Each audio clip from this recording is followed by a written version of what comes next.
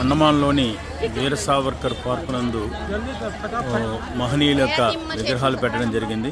దానిలో మొట్టమొదటి విగ్రహం స్వతంత్ర వీర సావర్కర్.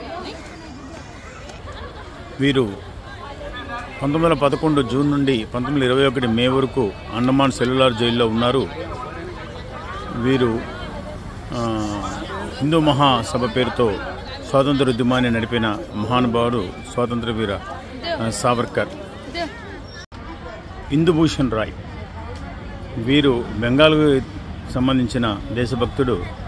ఏరోప్లేన్ బాంబు కేసులో అరెస్టు కాబడి అండమాన్ జైలుకి పంపించడం జరిగింది. వీరికి 10 సంవత్సరాల జైలు శిక్ష వేశారు. వీరు ఏప్రిల్ 29, 1912న స్వర్గస్థులయ్యారు.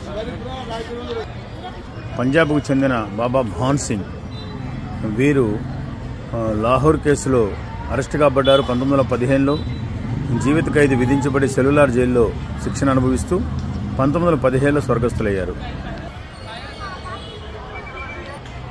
పండిత్ రామ్ రఖా భాలి పంజాబ్కు చెందిన ఈ యోధుడు ఈ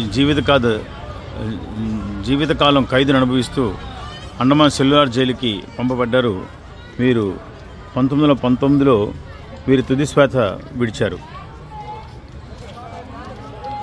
యూపీకి చెందిన మహావీర్ సింగ్ వీరు 1929లో అరెస్టు కాబడ్డారు. 1933 17 మే నాడు స్వర్గస్థులయ్యారు.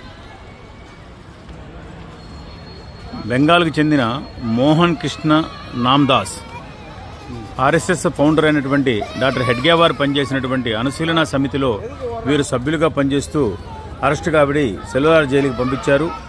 సెల్యులార్ జైల్లో హక్కుల కోసం ఆమరణ నిరాహార దీక్ష చేసి మే 26, 1933 నాడు స్వర్గస్థులయ్యారు. వీరు డాక్టర్జీ పనిచేసినటువంటి అనుశీలన సమితి సభ్యులు.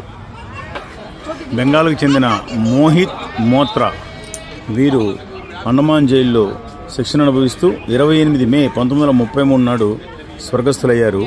ఈ విధంగా అండమాన్లో వీర సావర్కర్ పార్క్ నందు ముఖ్యమైనటువంటి సెల్యులార్ జైల్లో శిక్షణ అనుభవించిన ముఖ్యమైన యోధుల విగ్రహాలు పెట్టడం జరిగింది.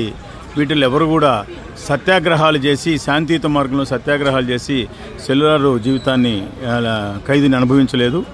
వీరందరూ కూడా విప్లవ బాటలో పయనించి దేశ స్వాతంత్ర్యం కోసం తమ జీవితాన్ని భారతమాత పాదాల వద్ద పుష్పాల వలె సమర్పించినటువంటి మహానుభావులు, యోధులు,